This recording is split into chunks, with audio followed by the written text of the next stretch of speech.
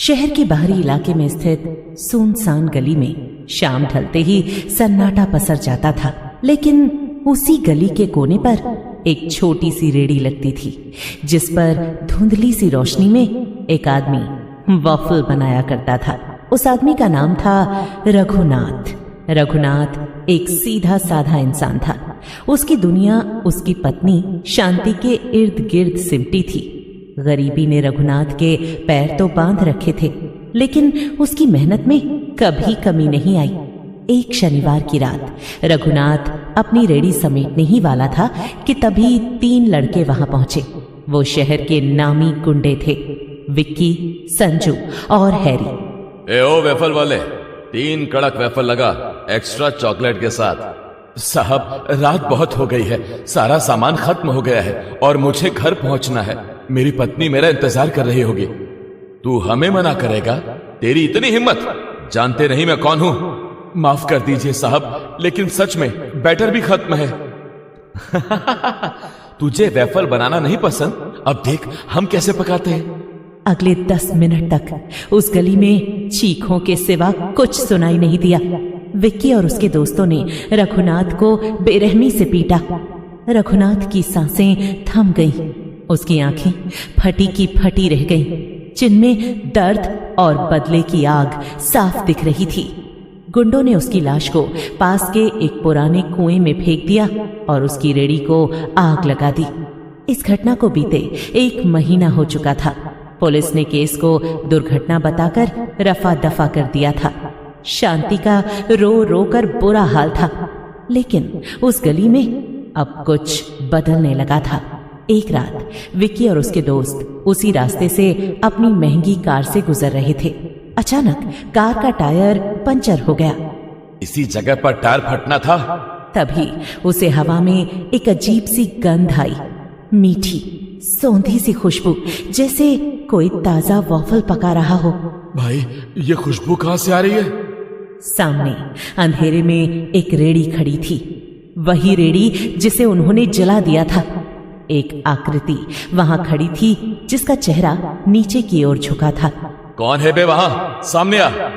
अचानक रेड़ी के पीछे से एक भारी और फटी हुई आवाज आई। साहब, वेफल तैयार है, एक्स्ट्रा चॉकलेट के साथ। वो आकृति धीरे धीरे रोशनी में आई। विक्की के पैरों तले जमीन खिसक गई। वो रघुनाथ था। रघुनाथ अब एक भूत बन चुका था। हैरी भागने की कोशिश करने लगा, लेकिन उसके पैर जमीन से चिपक गए। तुमने कहा था ना कि मुझे मना करने की हिम्मत कैसे हुई? आज मैं तुम्हें खिलाए बिना नहीं भेजूंगा। रघुनाथ ने हवा में हाथ घुमाया और हैरी का गला एक अदृश्य ताकत ने दबोच लिया। नहीं, छोड़ दो मुझे माफ कर दो। वेफल को पकने के लिए गर्मी चाहिए होती है। रघुनाथ ने अपनी उंगलियों से हैरी के सीने को छुआ। हैरी का शरीर बिजली के झटके की तरह कांपने लगा और उसका मांस जलने लगा। हड्डियों के टूटने और मांस के जलने की आवाज उस खामोश रात में गूंज उठी। वो तड़प तड़प कर मर गया। संजू पागल होकर चीखने लगा, ये भूत है, भागो विक्की। लेकिन विक्की हिल नहीं पा रहा था। रघुनाथ धीरे धीरे विक्की की ओर बढ़ा। तुमने मेरी रेहड़ी जलाई थी ताकि मेरा परिवार भूखा मर जाए। अब तुम मेरी आग में जलोगे। नहीं रघुनाथ, मैं तुम्हें पैसे दूंगा, जितनी जमीन चाहिए ले लो। मुझे जमीन नहीं, जान चाहिए। रघुनाथ की आवाज अब और भी भयानक हो गई थी। अगली सुबह पुलिस को उस गली में 2 लाशें मिली। हैरी और विक्की के शरीरों पर वॉफल जैसे वर्गाकार निशान बने हुए थे, जैसे किसी ने उन्हें सांचे में रखकर पकाया हो। संजू का कहीं पता नहीं चला, लेकिन लोग कहते हैं कि आज भी अगर कोई उस गली से आधी रात को गुजरता है तो उसे एक जले हुए आदमी की परछाई दिखती है। संजू ने शहर से दूर एक पुराने पहाड़ी गांव में पनाह ली थी। उसे लगा कि इतनी दूर वो वॉफल वाले भूत की पहुंच से बाहर है। वो एक छोटे से कमरे में खुद को कैद करके रखता। खिड़कियां हमेशा बंद रहती और रोशनी कभी नहीं बुझती। लेकिन वो एक बात भूल गया था, रघुनाथ सिर्फ एक शरीर नहीं, एक तड़पती हुई आत्मा थी जिसे शांति तभी मिलती जब उसका आखिरी गुनहगार मिट्टी में मिल जाता। एक तूफानी रात जब बाहर बिजली कड़क रही थी, संजू को अपने कमरे के बाहर वही जानी पहचानी खुशबू आई, सौंधी, मीठी और मक्खन जैसी महक। संजू का शरीर थर थर कांपने लगा। नहीं, ये सच नहीं हो सकता। वो मर चुका है, वो यहाँ नहीं आ सकता। तभी उसके कमरे के पुराने लकड़ी के दरवाजे पर 3 बार दस्तक हुई। खट खट खट, एक फटी हुई आवाज गूंजी। संजू बाबू, बहुत दिन हो गए, आप बिना पैसे दिए ही चले आए थे। हिसाब तो पूरा करना पड़ेगा। चले जाओ यहां से, मुझे माफ कर दो रघुनाथ, जो पैसे चाहिए ले लो। बाहर कोई इंसान नहीं था, बस घना अंधेरा था। लेकिन उस अंधेरे में से 2 लाल दहकती हुई आंखें चमक रही थीं। रघुनाथ की रूह धीरे धीरे कमरे के अंदर दाखिल हुई। रघुनाथ ने अपनी उंगली संजू की तरफ उठाई।